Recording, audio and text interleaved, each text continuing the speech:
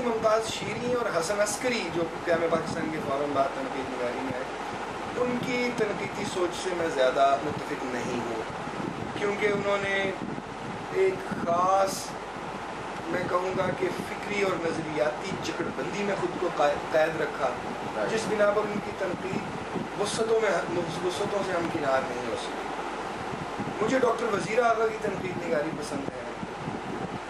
مجھے جس حد تک بھی کی نظر میزان ایک کتاب ہے جو فیض صاحب کی کتاب ہے، کیا اچھی تجزیاتی سوچ تھی ان کی۔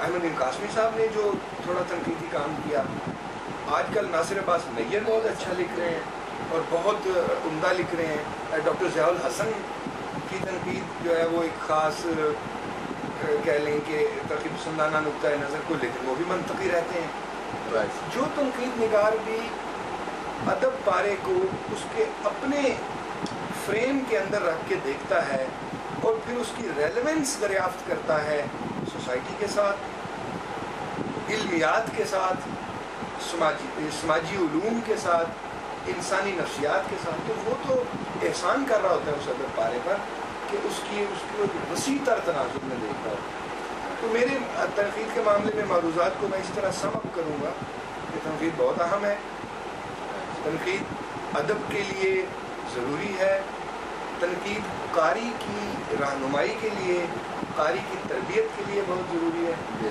تنقید خود شاعر کی تربیت کے لیے اور رہنمائی کے لیے ضروری ہے۔ البتہ تنقیدی اسلوب کچھ خوش ہوتا ہوا نظر پڑتا ہے پچھلے کچھ عرصے میں، جس سے تنقید کی قرأت بڑی متاثر ہوئی ہے۔ میرے خیال میں اس کو تھوڑا دلچسپ، تھوڑا ریڈیبل رہنا چاہیے، خالص علمی زبان ہوتے ہوئے بھی اسے دلچسپ اور ریڈیبل بنایا۔ سر، ادب کے چاہنے والے جتنے بھی لوگ ہیں جو شاعری کے فینس ہوں یا نثر کے فین ہوں، تو وہ شاعروں کے بارے میں، ادیبوں کے بارے میں، ان کی نجی زندگی کے بارے میں جاننا چاہتے ہیں، جو کہ بہت کم میرے خیال میں دستیاب ہیں۔ تو آپ اپنی جو ہے نجی زندگی کے بارے میں ناظرین سے کیا بات شیئر کرنا چاہیں گی، کیا کہنا چاہیں گے؟ میری وائف کو شاعری سے لگاؤ ہے ایک حد تک، اور وہ میری شعری سرگرمیوں پر زیادہ معترض نہیں ہوتی، اس کی اتنی بڑی مہربانی ہے۔ ظاہر ہے کہ آپ کو جب کسی ایک شعبے میں آگے جانا ہے یا زیادہ وقت دینا ہے تو کچھ دوسرے شعبے نگلیکٹ بھی ہوتے ہیں اور ہو جاتی ہے۔ دنیا میں مجھے کوئی بھی سوانح عمریاں پڑھتے ہوئے ایک شخص بڑا نظر نہیں آیا کہ جس کی زندگی کے تمام فیکلٹیز اور ڈسپلنس اسی انداز میں نظر انداز ہو جاتے ہیں۔ وہ بڑا سائنسدان ہے تو اس کو تو شیو کرنے کی فرصت نہیں، لمبی لمبی داڑھیوں والے ہمیں نظر آتے ہیں۔ جی بالکل۔ میری نجی زندگی میں نے ایک بیلنس برقرار رکھنے کی کوشش کی ہوئی ہے، بچے ہیں، نوکری ہے، فیملی ہے، ان کا وقت ہے، اپنا مطالعہ ہے، اپنی شاعری ہے، تو ایک بیلنس چل رہا ہے۔ کیا آپ اپنی بیگم کو بھی شعر سناتے ہیں؟ ان کو آپ کے کون سے شعر پسند ہیں؟ سنا بھی دیتا ہوں اور شعر کی بات ہے۔ شعر، جی شعر، اور شعر بھی سنا دیتا ہوں، ویسے بھی سنا دیتا ہوں۔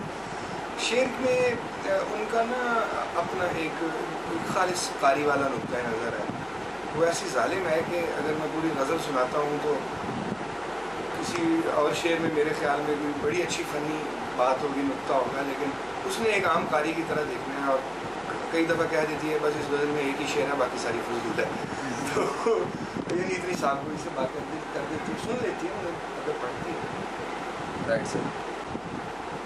سر، آپ غزل اور نظم دونوں میں سے کس صنف کو زیادہ پسند کرتے ہیں؟ نظم۔ اور کیوں؟ نظم کو کرتا ہوں، اس کا یہ مطلب نہیں کہ میں غزل کا مخالف ہوں۔ Right sir. میں سہولت نظم میں زیادہ محسوس کرتا ہوں، اور مجھے نظم پڑھ کر زیادہ ایک بہجت، ایک تخلیقی جو جسے انجوائمنٹ کہتے ہیں وہ زیادہ حاصل ہوتی ہے۔ نظم صحت کا میرے خیال میں بہت پاورفل میڈیم ہے، آزاد نظم خاص طور پہ اردو شاعری میں اور عالمی شاعری میں، فارسی میں، عربی میں لکھی جائے اور انگریزی میں تو خیر اس کی بہت تاریخ ہے، فرانسیسی میں۔ اب غزل ہمارا کلاسیکی سرمایہ ہے، غزل اس عہد میں بھی بڑی توانا کہی جا رہی ہے۔ اچھی غزل کہنا بھی اتنا ہی مشکل ہے جتنا اچھی نظم کہنا۔ لیکن یہ میری ذاتی ایک اپج ہے کہ مجھے نظم پڑھنا زیادہ لطف آگی محسوس ہوتا ہے اور نظم کہنے میں مجھے زیادہ سہولت محسوس ہوتا ہے. اور میں مستقبل گیر صنف سخن بھی نظم کو سمجھتا ہوں، نہ کہ غزل چلتی رہے گی لیکن زیادہ نظم اس پہ حاوی ہو جائے گی، اور زیادہ فینومینل لٹریچر، زیادہ فکری اعتبار سے وہ صلابت رکھنے والا لٹریچر. ناظرین، ہمارے انٹرویو کا ایک اہم ترین سیگمنٹ جو ہے وہ یہ ہے کہ شاعر کی ملاقات ہم funthread.com جو کہ آپ کے ملک کی مشہور ویب سائٹ ہے، جناب فلک شیر زمان جو کہ ایک اعلیٰ پائے کے شاعر ہیں، ان کی 2 سے زیادہ کتابیں شائع ہو چکی ہیں، تو ان سے کروائیں گے اور وہ نہ صرف شاعر سے کلام سنیں گے بزبان شاعر، اس کے ساتھ ساتھ کتابوں کا تبادلہ. جناب کیا حال ہے؟ سب ٹھیک ٹھاک ہے؟ تشریف رکھیں. میں آپ کی خدمت میں اپنی ایک نظم پیش کرتا ہوں جس کا عنوان ہے ہدایت کار. ماشاءاللہ. نہیں یہ زاویہ اچھا نہیں، واہ واہ، نہیں یہ زاویہ اچھا نہیں، آؤ ادھر سے روشنی ڈالو، وہی منظر اجاگر ہو جو میں نے سوچ رکھا. اٹھاؤ کیمرہ، آگے کرو، دیکھو، فقط اتنا دکھاؤ جس قدر میں چاہتا ہوں. کیا ارے لکھا ہوا ایسے نہیں پڑھتے، اداکاری تو ایسی ہو کوئی بھی دیکھنے والا نہ یہ سمجھے کہ جو کرتے ہو وہ پہلے سے لکھا جا چکا. اداکاری تو ایسی ہو کوئی بھی دیکھنے والا نہ یہ سمجھے کہ جو کرتے ہو وہ پہلے سے لکھا جا چکا ہے. دیکھ لو جینے کی نوٹنکی تو مرنے سے بھی مشکل ہے. ذرا مر کر دکھاؤ، کٹ یہ مرنا ہے، ارے اس میں ذرا سی جان تو ڈالو. وہ پچھلا بھول جاؤ سب، وہی دیکھو جو میں آگے دکھاتا ہوں. میری ہر سین پر نظریں ہیں، کب کتنا چھپانا ہے، کہاں کتنا دکھانا ہے، کہانی کو کدھر سے موڑ دینا ہے، پرانی داستان اندر یہ منظر کس جگہ پر جوڑ دینا ہے. یہ سب کچھ جانتا ہوں میں، یہ سب کچھ جانتا ہوں میں. تمہارا کیا، ذرا سے بیچ کے کردار ہو تم سب. تو بس اتنی غرض رکھو، کہاں آغاز تھا، انجام کب ہوگا. تمہیں پوری کہانی سے کوئی مطلب، تمہیں تو جلد ہی میں مار ڈالوں گا. کہانی کار بھی میں ہوں، ہدایت کار بھی میں ہوں. یہ آپ کی خدمت میں میں نے نظم پیش کی ہدایت کار. اب میں غزل پیش کرتا ہوں. گر جائیں زمین پر تو سنبھالے نہیں جاتے، گر جائیں زمین پر تو سنبھالے نہیں جاتے، بازار میں دکھ درد اچھالے نہیں جاتے نہیں صحراؤں کو ہم عشق گرفتار، جاتے نہیں صحراؤں کو ہم عشق گرفتار، جب تک دل مجنون کی دعا لے نہیں جاتے.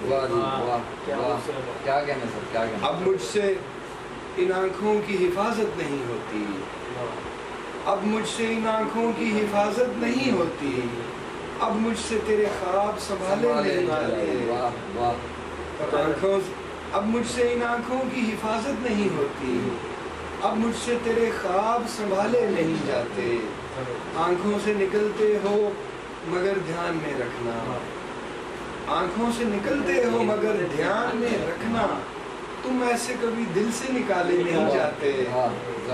اور مقطع ہے کہ جنگل کے یہ پودے ہیں انہیں چھوڑ دے نیر، جنگل کے یہ پودے ہیں انہیں چھوڑ دے نیر، غم آپ جمع ہوتے ہیں پالے نہیں جاتے. جنگل کے یہ پودے ہیں انہیں چھوڑ دے نیر، غم آپ جمع ہوتے ہیں پالے نہیں جاتے، اب مجھ سے ان آنکھوں کی حفاظت نہیں ہوتی. اب مجھ سے تیرے خواب سنبھالے نہیں. واہ واہ، بہت خوب سر، بہت خوب. اور آخر میں ایک غزل میں اور پیش کرتا ہوں. جی جی شاء. تم گئے تو جہان بھی نہ رہا. واہ. تم گئے تو جہان بھی نہ رہا، دل کو دنیا کا دھیان بھی نہ رہا.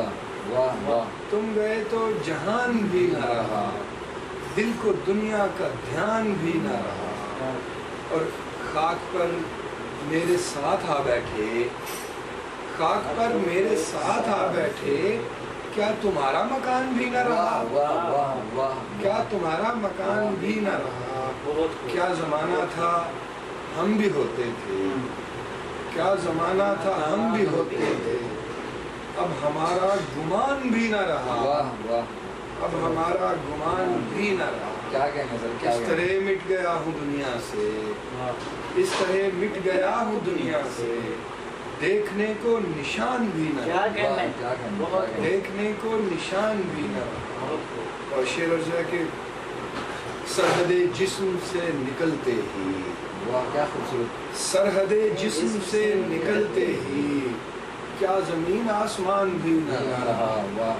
کیا زمین آسمان بھی نہ رہا. تم محبت تلاش کرتے ہو، اس کا تو خاندان بھی نہ رہا. واہ واہ واہ واہ. تم محبت تلاش کرتے ہو، اس کا تو خاندان بھی نہ رہا. اور مکتب پیش خدمت ہے کہ اس سے کچھ مانگنا نہیں نیر، اس سے کچھ مانگنا نہیں نیر، کیا کرو گے جو مان بھی نہ رہا. واہ واہ واہ. اس سے کچھ مانگنا نہیں نیر، کیا کرو گے جو مان بھی نہ رہا.